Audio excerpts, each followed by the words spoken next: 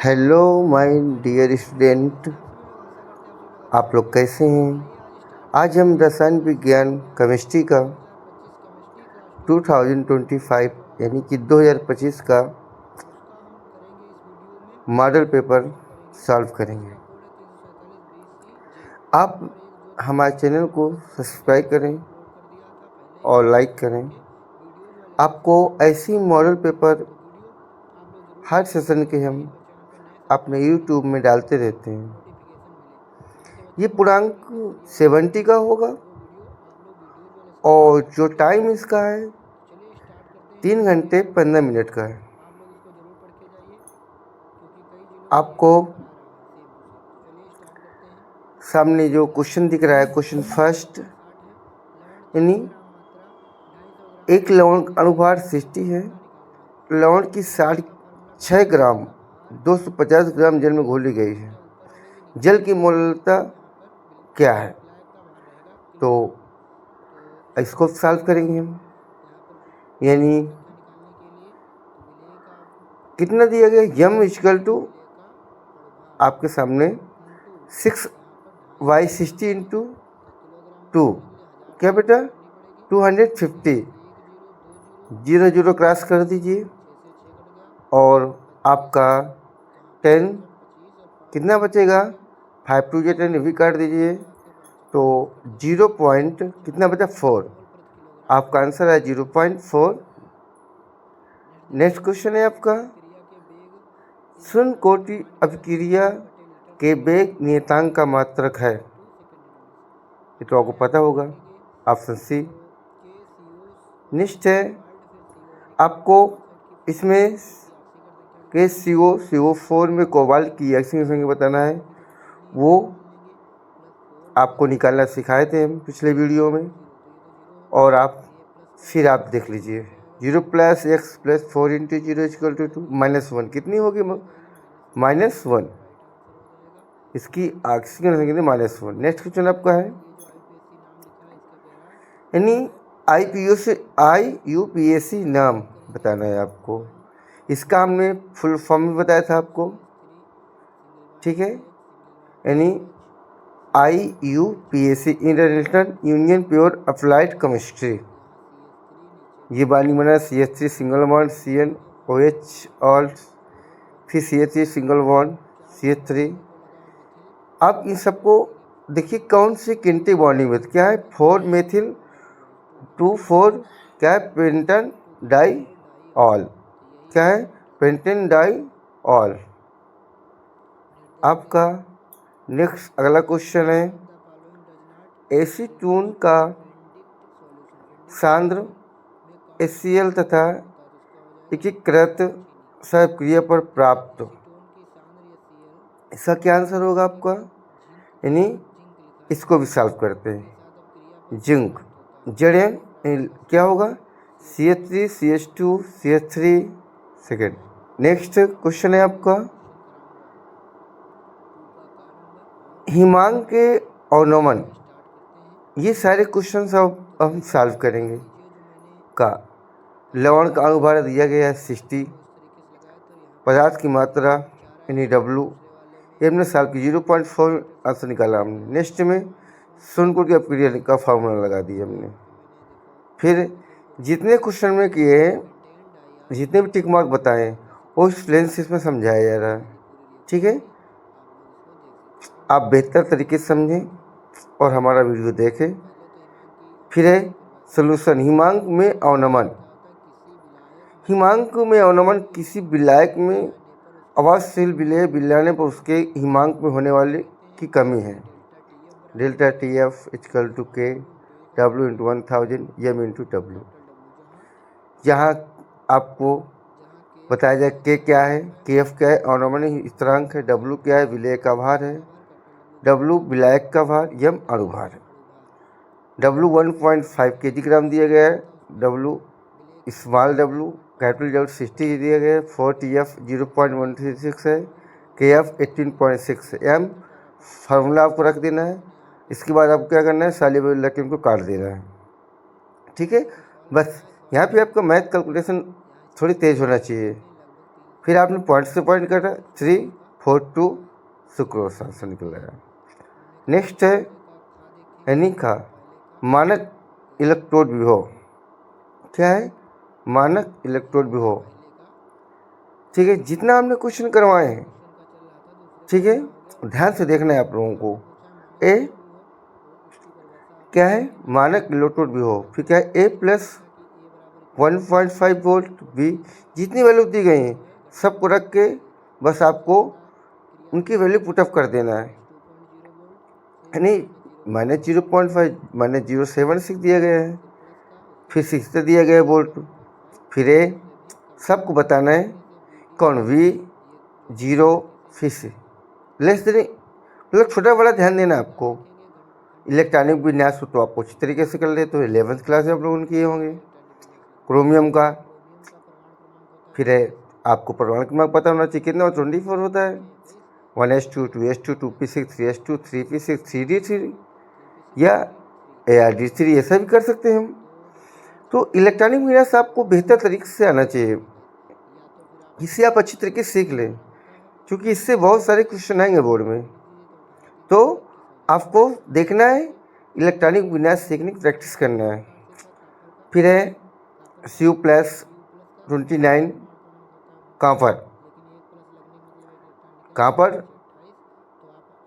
28 Ar argon 3d10 या 1s2 इसको भी 3d10, तो डी क्लास 10 तक ही होती है ना, इसलिए हम डी मेनली की अवर सारणी में डी क्लास 10 तक ही होती है, हम 10 तक ही मानेंगे वैल्यू।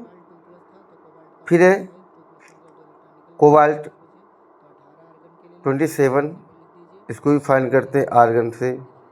बस आपको इस इलेक्ट्रॉनिक विन्यास करने की प्रैक्टिस जो हम पिछले वीडियो में करवाए हैं, यदि आपने ध्यान से देखा होगा तो आसानी से कर लेंगे आप। इस सब का इलेक्ट्रॉनिक विन्यास का 54 जैसे ये इसका कराया गया जिनान का, वही चीज़ सेम 5p6 तक कराया गया है। नेक्स्ट विटामिन ए, ये दृष्टि प्रतिरक्षा प्रणाली और त्वचा के स्वास्थ्य के लिए आवश्यक है। इसकी कमी से रतनी रोग, जीरोफ्लेथलीमिया जैसी बीमारी हो जाती है।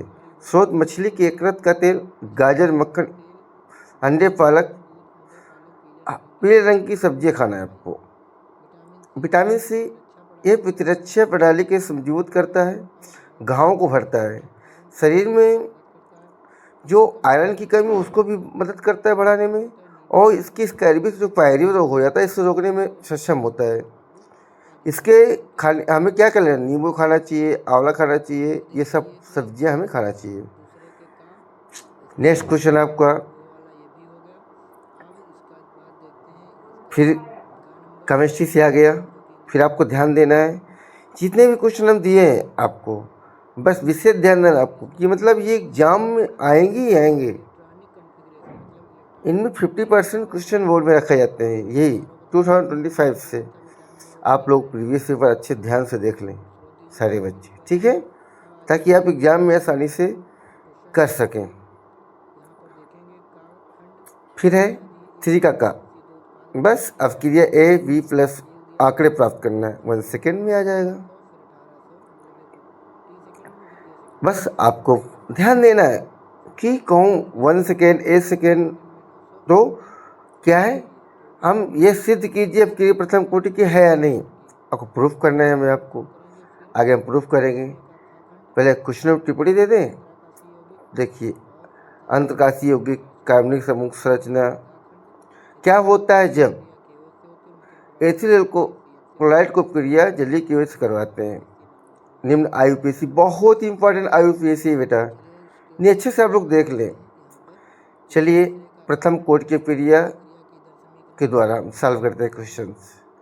बस के 2.4 आपको बस ये रूल देखना है। केमिस्ट्री में आप फार्मूले ध्यान से पढ़ लीजिए, और जो जिसकी वैल्यू हो उससे आप पुटअप कर दीजिए फार्मूले में, ऑटोमेटिक आंसर आ जाएगा। थोड़ा सा कैलकुलेशन अच्छा रखना पड़ेगा आपको बेटा, यदि आपको कैलकुलेशन नहीं अच्छा रहेगा तो आपकी मैथ आपकी केमिस्ट्री में नंबर कट जाएंगे। तो दूसरी समय अंतराल में देखिए T 7.6T, ये सब हमने कैलकुलेशन का रख के पहले से रखे हैं, लेकिन आपको प्रैक्टिस करना है ये सब करने की कि कौन सा आंसर कैसे आ रहा है, क्यों आ रहा है। ठीक है, तभी आप जो है ये आंसर निकाल पाएंगे बेटा। ठीक है, यानी 0 पॉइंट देखो पूरा मैच हो रहा है। नेक्स्ट में क्या है, IUPAC नाम, वो आपको हम बता रहे हैं कि IUPAC नाम बहुत इम्पोर्टेंट है।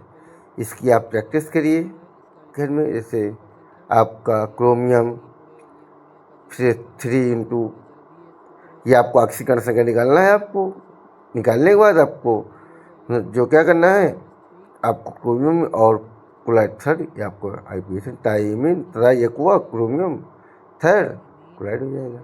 बस आपको ध्यान देना है बेटा। यदि आप इन चीज़ों को ध्यान नहीं दें, केमिस्ट्री में समझ में नहीं है। केमिस्ट्री पकड़ने के लिए आपको इन चीज़ों को ध्यान देना बहुत आवश्यक है। केमिस्ट्री में बहुत इंपॉर्टेंट है।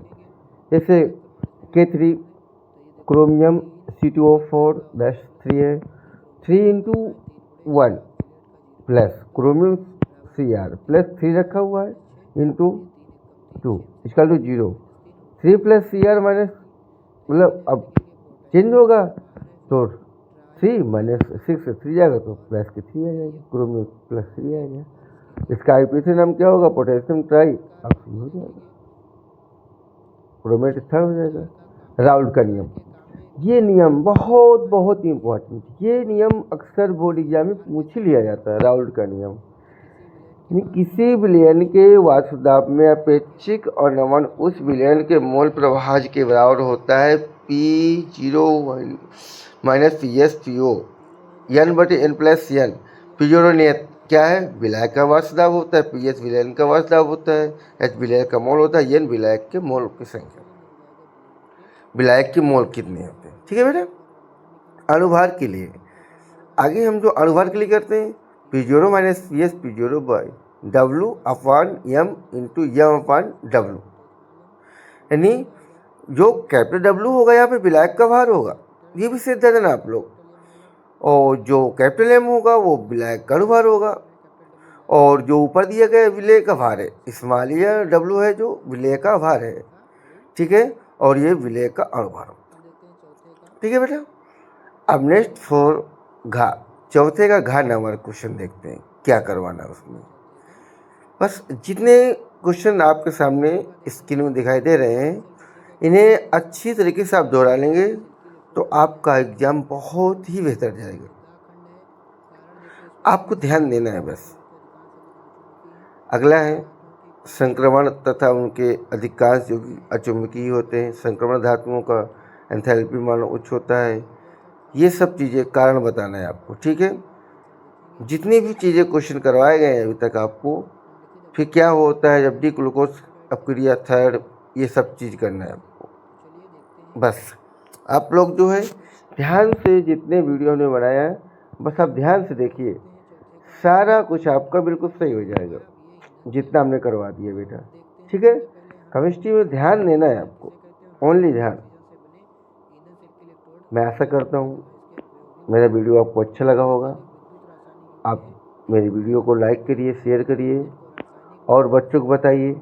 ये सारे क्वेश्चंस आपको बार बार हम दोहराते रहते हैं, तो हमारे वीडियो को ध्यान से देखें और टाइम दें, और घर में ऑफलाइन भी पढ़ाई करें। ऑफलाइन भी बहुत इम्पोर्टेंट है पढ़ना बेटा। घर में अच्छी तरीके से ऑफलाइन आप लोग पढ़िए ताकि ये क्वेश्चन आसानी से सॉल्व हो जाए, ठीक है बेटा। ये सारे क्वेश्चन इम्पोर्टेंट, इसके अंदर सारे इम्पोर्टेंट है बेटा। सब क्वेश्चन आपको विशेष ध्यान देना है। जितने करवाए गए हैं ये सारे क्वेश्चन आपके लिए इम्पोर्टेंट है। आपको सारे क्वेश्चन ध्यान से देखना है ताकि आप लोग आसानी से कर सको। जितना हमने करवाए हैं अनुप्रयोग, ठीक है, ये सारे क्वेश्चन पे आप विशेष ध्यान दीजिए। देखिए 2026 का जो पेपर बनने वाला है बोर्ड का, कुछ इसी तरह होगा। और आप लोग ध्यान से देखिए और कोशिश करिए ताकि आप लोग आसानी से इन क्वेश्चनों को सॉल्व कर सको। अयुग्मित इलेक्ट्रॉन संख्या देखो कैसे सॉल्व करते हैं, निकालना सिखाए थे आपको पिछले वीडियो में। अभी हम बता रहे हैं चीज़ें, ध्यान से देख लीजिए, स्क्रीन में आपको दिखाई देंगे। जैसे जैसे वीडियो बढ़ता है हमारा, वैसे आप उसमें ध्यान से देखिए, हम सारा कुछ सॉल्व कर दिए हैं। संक्रमण धातुएं तथा उनके अधिकांश यौगिक अचुंबकीय होते हैं, क्योंकि इनमें N1 आयुग्मित इलेक्ट्रॉन पाए जाते हैं। जिन तत्वों या यौगिकों में अनुगुप्त इलेक्ट्रॉन होते हैं, यदि संक्रमण धातुओं के कण एंथैल्पी का मान उच्च होता है। प्रबल धात्विक बंधन, कितना सटीक आंसर है आपके सामने। बस आपको ध्यान रखना है, जितना आप ध्यान रखेंगे उतना आसानी से आप जो है क्वेश्चन सॉल्व कर पाएंगे। फिर देखिए बेटा, संक्रमण धातु में रंगीन यौगिक बनाते हैं। डी संक्रमण, देखिए संक्रमण धातुएं रंगीन यौगिक बनाती हैं क्योंकि उनमें डी संक्रमण होता है। जब संक्रमण तत्व पर प्रभाव पड़ता है तो इलेक्ट्रॉन ऊर्जा आवश्यकता उत्तीर्ण हो जाती है। देखिए है,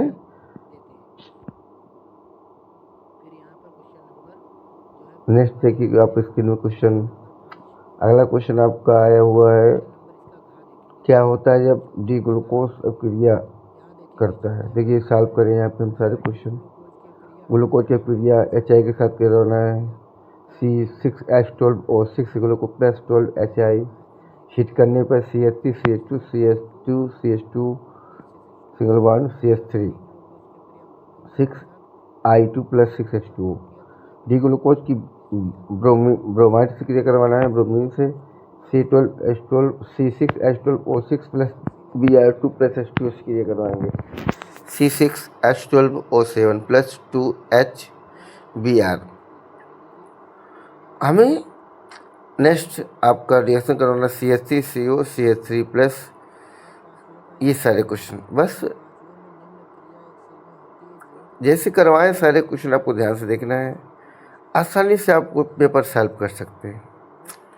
बस आपको पेपर को ध्यान से देखना है और समझना है। कोशिश ये रखना है आप लोगों को कि जो भी क्वेश्चंस आ रहे हैं स्क्रीन में, उन्हें ध्यान से पढ़ना है। उदाहरण देते हुए अब क्रिया कोटि का अन्विता में अंतर बताया, समझाइए। अब आपको अंतर निकालना अच्छी तरीके से आना चाहिए। 2 नंबर क्वेश्चन है, उपसंयोजक संख्या समान समझाना है आपको। ये सारे क्वेश्चन आपको लर्न करना है, याद करने वाले क्वेश्चन है, ठीक है। पार्सेल के मानक EMP गणना इलेक्ट्रॉन अपक्रिया, एनोड ऑक्सीकरण अपक्रिया के लिखिए। देखिए जितने स्टेप्स हम करवा रहे हैं वही स्टेप आपको ध्यान रखना है। ऑक्सीकरण में जिंक आयन इलेक्ट्रॉन प्रस्तुत करना है। स्टेप फर्स्ट देखो, सेकंड देखो, स्टेप सेकंड कैसे करवाया गया है। स्टेप थर्ड को ध्यान से देखिए आप, जैसे हम करवाए हैं ध्यान से देखिए, आप सारे क्वेश्चन आसानी से सॉल्व कर सकते हैं। ये देखिए, और फिर मुझे निकालना है फार्मूले से यहाँ पर ई सेल और ई कैथोड माइनस ई एनोड, कैथोड और एनोड और का मान रखेंगे और ये माइनस माइनस प्लस हो जाएगा। फिर इसमें से इसको घटा देंगे तो हमारा आंसर आ जाएगा 0.48, यानी सेल का मानक इलेक्ट्रोड विभव कितना आ जाएगा, ये आ जाएगा 0.48 वोल्ट। आप लोग समझ गए होंगे। दूसरा प्रश्न था, अब क्रिया की कोट तथा आणविकता में अंतर लिखिए। तो अब क्रिया की कोट तथा आणविकता में अंतर एक तरफ मतलब गुण के आधार पर देखेंगे।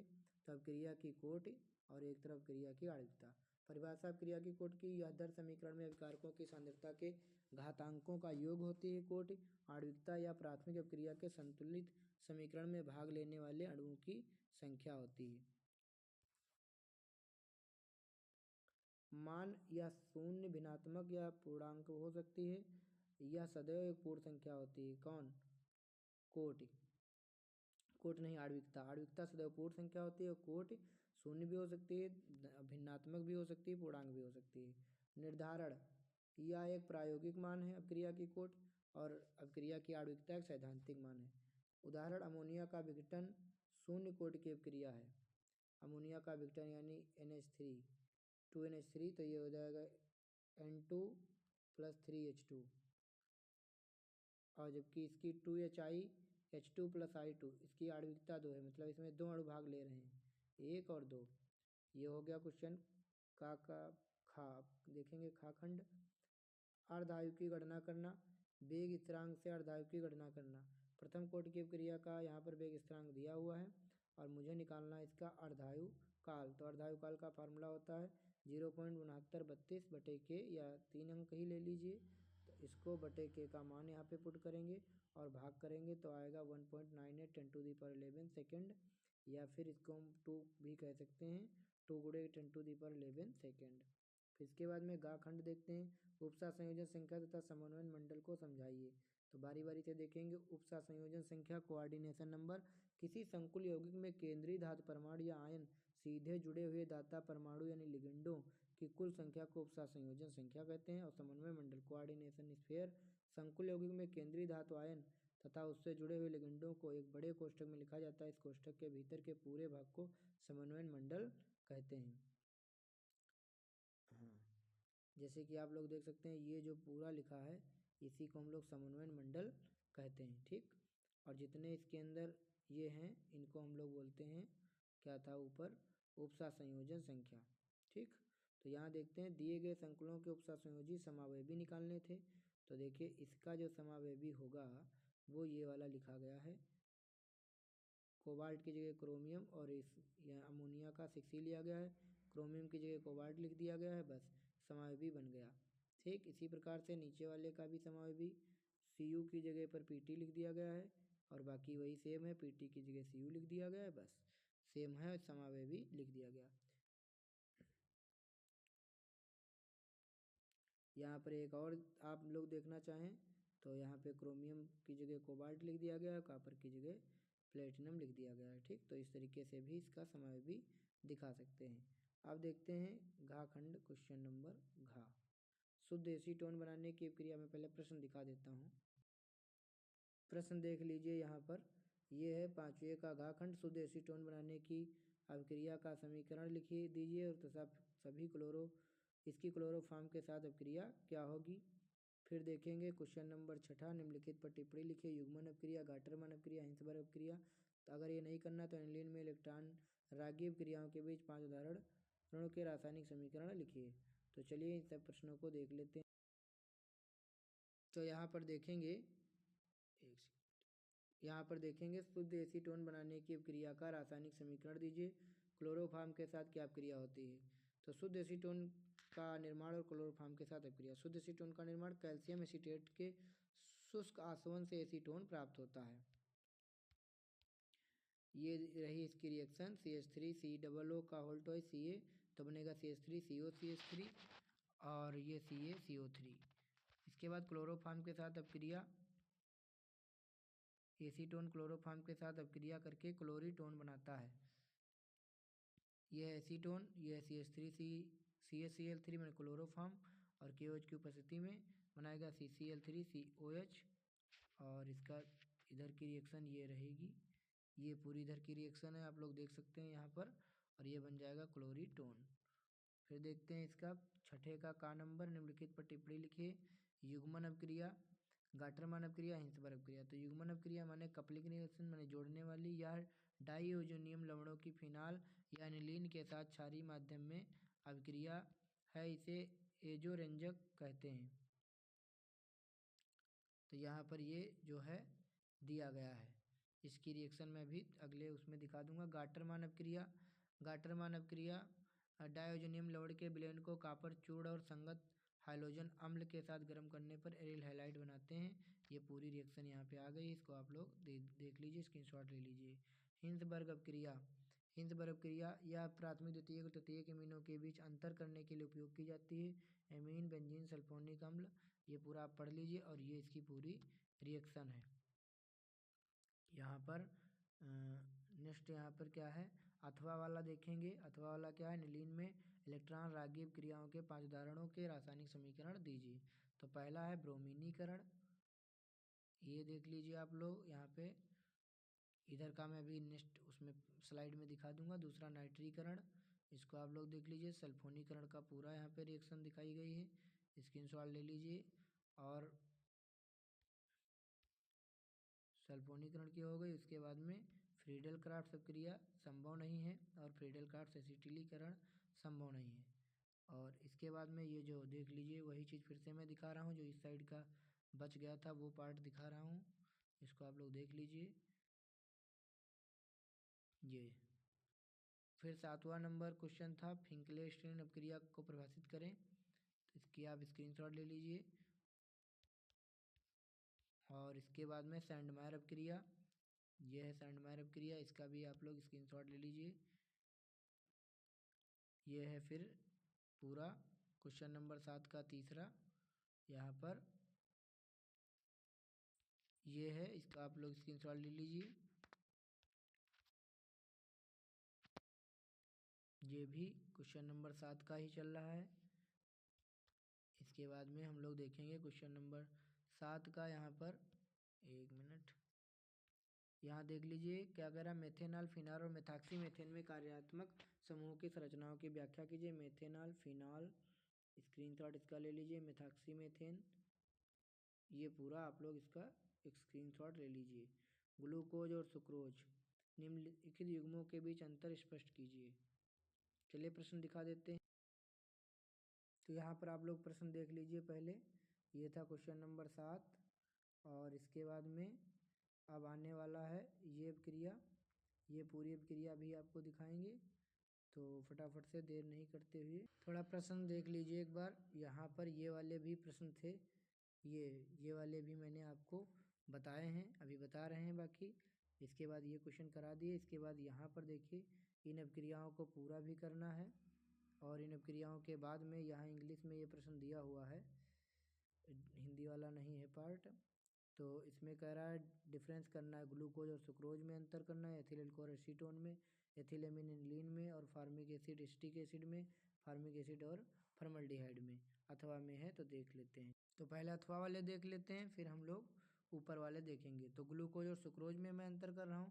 ग्लूकोज और सुक्रोज में अंतर के लिए फेलिंग परीक्षण या टैलेंट अपकर्मक का प्रयोग किया जाता है। तो उसके लिए आप लोग उसका स्क्रीनशॉट ले लीजिए। इसके बाद में यहाँ पर मेन आंसर यहाँ पे लिखा है, ग्लूकोज अपचायक शर्करा और फेलिंग परीक्षण में सकारात्मक परिणाम देता है, लाल अवक्षेप बनाता है, ये इसकी रिएक्शन है। सुक्रोज जबकि एक नॉन रिड्यूसिंग शुगर है, जो यह परीक्षण में खरा नहीं उतरता है, जबकि ग्लूकोज खरा उतरता है, मेन इसका आंसर है। इसी प्रकार एथिल अल्कोहल और एसीटोन में अंतर लिखना था, इसका स्क्रीनशॉट ले लीजिए। लेकिन मेन आंसर यहाँ पर है, ethyl alcohol ceric ammonium nitrate परीक्षण में सकारात्मक परिणाम देता है, लाल रंग देता है, जबकि एसीटोन इस परीक्षण में खरा नहीं उतरता। दोनों का हाइड्रोफॉर्म परीक्षण सकारात्मक आता है। तीसरा है एथिलेमिन और एनिलीन में अंतर, इसका स्क्रीनशॉट ले लीजिए। बट असल में आंसर इतना ही लिख दीजिए तो भी आंसर उतना ही नंबर मिलेगा। एनिलीन एक सकारात्मक डाइएजोनियम परीक्षण नारंगीला रंग देता है, यहाँ पे रिएक्शन लिखिए। एथिलेमिन इस परीक्षण में खरा नहीं उतरता है। फार्मिक एसिड और एसिटिक एसिड के लिए यहाँ पे डिफरेंस करने के लिए ये आंसर है, नीचे लिखा है main answer. Formic acid tolerance परीक्षण चांदी के दर्पण में सकारात्मक परिणाम देता है, एसिटिक अम्ल सकारात्मक परिणाम नहीं देता है। फिर इसके बाद में फार्मिक एसिड और फॉर्मल्डिहाइड, ये स्क्रीनशॉट ले लीजिए, मेन आंसर नीचे है। फार्मिक अम्ल और सोडियम बाइकार्बोनेट के साथ अभिक्रिया करता है, तो इस तरीके से फॉर्मल्डिहाइड सोडियम बाइकार्बोनेट के साथ अभिक्रिया नहीं करता है। फार्मिक अम्ल करता है लेकिन फॉर्मल्डिहाइड नहीं करता है। तो यहाँ पर जो ये देखिए रिएक्शन, आधी रिएक्शन आपको इसमें दिख रही है यहाँ तक, और आधी रिएक्शन आपको H2O से लेकर के यहाँ तक दिख रही है, CO2 तक। नेक्स्ट देखते हैं। अब जो अथवा वाला था उसका जो है पार्ट देख लेते हैं। जो 8वें क्वेश्चन का अथवा वाला था, उसमें जो रिंग टाइप बनी हुई थी, जो फिनाल, एक सेकेंड, जो फिनाल इस टाइप बनी हुई थी ऐसे, और उसमें OH लगा हुआ था और प्लस डॉट डॉट इस तरीके से क्वेश्चन थे। उसका मैंने इस तरीके से लिखा है, फिनाल प्लस जिंक, तो ये बनेगा बेंजीन C6H6 और ZNO अलग हो जाएगा। इसी प्रकार एनिलीन से बनेगा बेंजीन डाइओजोनियम, तो ये एनिलीन है। ये पूरी रिएक्शन है उसकी, आप लोग देख लीजिए। बेंजोइक अम्ल से बेंजोइल क्लोराइड बनेगा और डाई एथिल ईथर का जल अपघटन और ऑक्सीकरण होगा। तो पहले उत्पाद ए ये वाला बनेगा, फिर नवजात ऑक्सीजन से क्रिया करके बी उत्पाद ये बनेगा। एक बार सभी लोग जोरदार सेशन को लाइक ज़रूर कर दीजिए। ठीक भैया, लाइक कर दीजिए आप सभी लोग, बहुत मेहनत लगी है वीडियो बनाने में। और फिर ये तो थी लास्ट, जो क्वेश्चन नंबर 5 में रिएक्शन नहीं लिख पाए हो तो यहाँ पे आप लोग ग्लूकोज की फास्फोरस पेंटाक्लोराइड के साथ अभिक्रिया लिख सकते हैं। तो यहाँ पर मैंने पूरा वीडियो कंप्लीट कर दिया है। आप सभी लोग वीडियो को ज़्यादा से ज़्यादा लाइक और हाइप करें, शेयर सब्सक्राइब करें। Thank you so much. अगर आप PDF प्राप्त करना चाहते हैं तो नीचे कमेंट करें। धन्यवाद।